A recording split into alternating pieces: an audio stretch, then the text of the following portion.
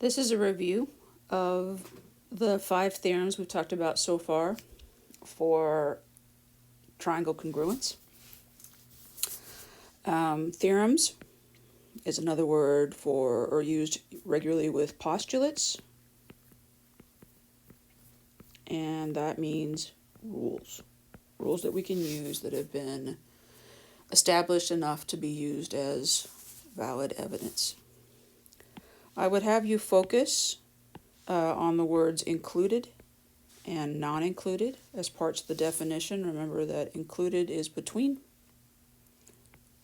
and non-included is outside, so that you can keep that straight. I would also have you remember that HL is for right triangle only.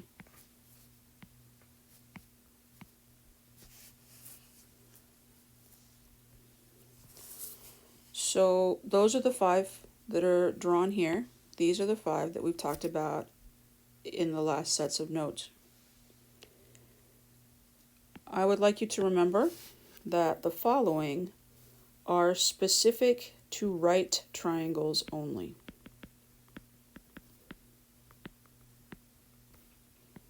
For the ones that are here. So hypotenuse angle, when we have a right triangle, means that I have the hypotenuse and one angle, like that, one acute angle. But if you look at it, that's just a special case of angle side. We talk about the 2-letter versions for right triangles only because they can be a shortcut and more easy to see, and also because they may present themselves on standardized tests that you were presented with. But using the 3-letter any triangle postulates is more than acceptable even for right triangles. For a right triangle, when I'm told that 2 legs are congruent, if you look at that, that's just a special case of side angle side. Side angle side. The last postulate that's specific to right triangles can be written one of 2 ways. So here's our right triangle, and I have one angle and one leg. That looks like angle side angle. But I can also draw it like this, where I have an acute angle and a side. So this is a case, I shouldn't draw it that way, it's backwards, of angle side. So again, except for hypotenuse leg, all other examples of triangles that can be proven congruent can be done with the 3-letter any triangle postulates that we've talked about. There are 2 situations for which there are no congruency rules. So angle is insufficient evidence to prove that 2 triangles are congruent, because you can have 2 things that are the same shape, 2 rectangles with 490-degree angles that are different sizes. Think about your desktop at school and your netbook. Same shape, different sizes. The other one that is not valid for proving is side angle. And that has to do with the number of ways in which you can have different measurements of sides and still make a triangle. And by knowing 2 sides and 1 angle, there are still multiple triangles that can be formed from that combination. So again, I cannot prove congruence. As we looked at congruent statements and triangles in this section, we wrote what we could see from the diagram and what other information we would need to know, or how we could prove that information. Today we're going to write two-column proofs, which is a formal, organized manner to prove that two triangles are congruent by stating the justification, or the reasons and the justifications for that congruency. You can't say anything in math unless you have a reason, and so we have to state things and then say why we know that to prove that two triangles are congruent. So let's start with the first one. To give yourself space, there are 3 of each. They have to match. So just to make sure you have enough room to write, we'll start with this one has 3. So the first thing that I know is that FG is congruent to HJ. Remember that order is important, so on both sides I approach the right angle and get that statement. The second thing that I can see is that this angle and this angle, so angles FGJ and J, is congruent to angle HJG. And I get both of those statements from the diagram, which means they are given to us. Now, the one thing that I can prove is that this side is congruent. So that means that GJ is congruent to JG using the reflexive property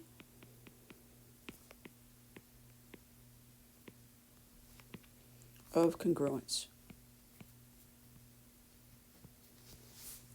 So we talked about how to be able to say that something is congruent to itself, I have to be able to justify that, and we justify it using the reflexive property of congruence.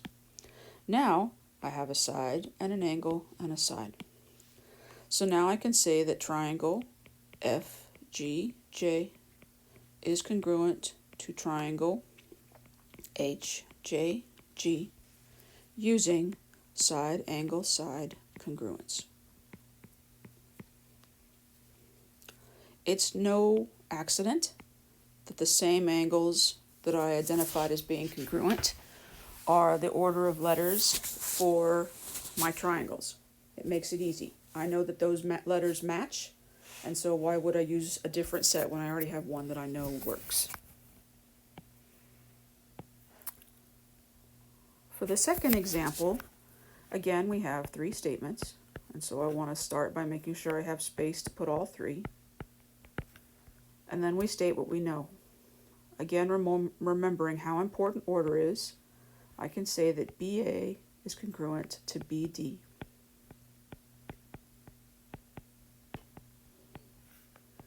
And I can say that BC is congruent to BE.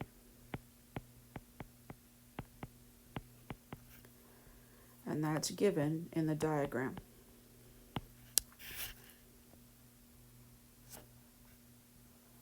The next thing that I noticed by looking at this picture is that these are vertical angles. And I know from previous study that vertical angles are congruent. That means that angle ABE, so I went from one side to the angle to 2 sides, is congruent from one side, which starts at D, to C, angle DBC, because vertical angles are congruent.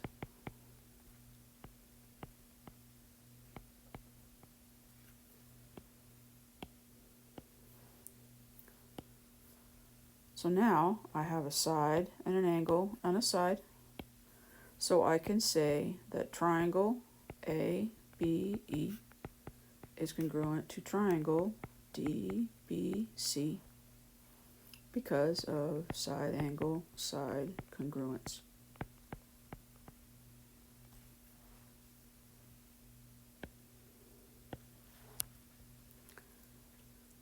So we're just stating what we know and what we can prove, and then if it's enough, then we can say the 2 triangles are congruent. The third example takes 4 steps. So we want to make sure that we have enough room for 4 steps. So the first thing that I want to talk about are my angles, and I can see that they're right angles. So I'm going to name them like this. So I'm going to say that angle NQM is congruent to angle NQP. Sorry, that's not what I want to say.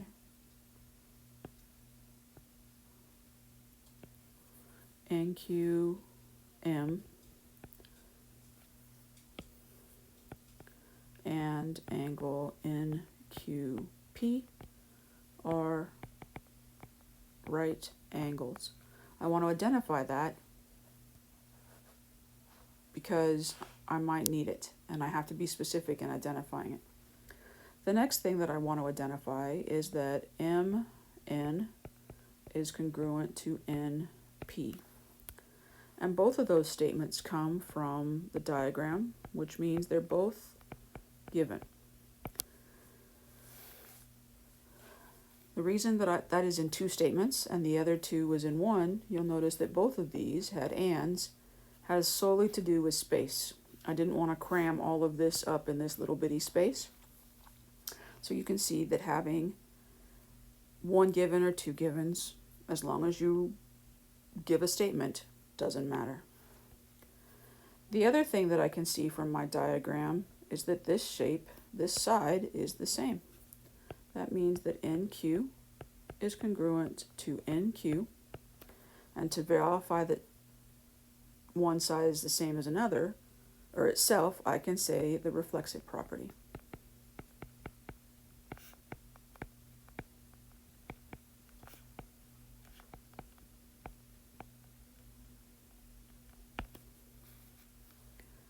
Now, what do I have? Because I have a right angle and I identified that, I can see a hypotenuse and a leg. So now I can say that triangle NQM is congruent to triangle NQP because of hypotenuse leg congruence. Now, one thing that's important to note, if you use hypotenuse leg, you must identify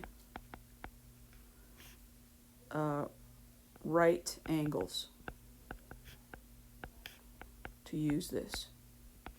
So if you're going to use hypotenuse leg, or if you're going to call it hypotenuse angle or leg or leg angle, you have to identify that the angles that you're using, that there's at least one pair of right angles in the triangle.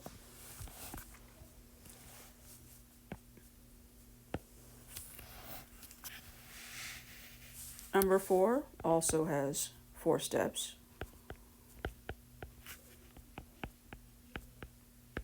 And when you look at the diagram, the only thing that I know for sure from the picture is that these two angles are congruent. So I know that angle RSU is congruent to angle TUS because of the diagram. It's given. And then I can see that it has a shared side. So SU is congruent to US because of the reflexive property.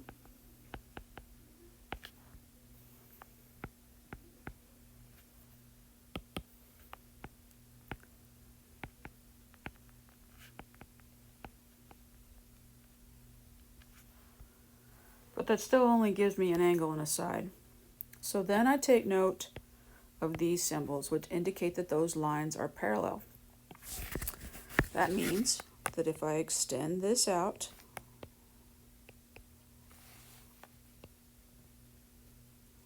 that now I know that this angle and this angle are congruent. And that means that angle RUS is congruent to angle TSU because those are alternate interior angles and they are congruent. So that takes us back to our previous learning about parallel lines. and being able to identify them. So now I have an angle and a side and an angle. So that means that I can say that triangle RUS is congruent to triangle TSU using angle side angle congruence.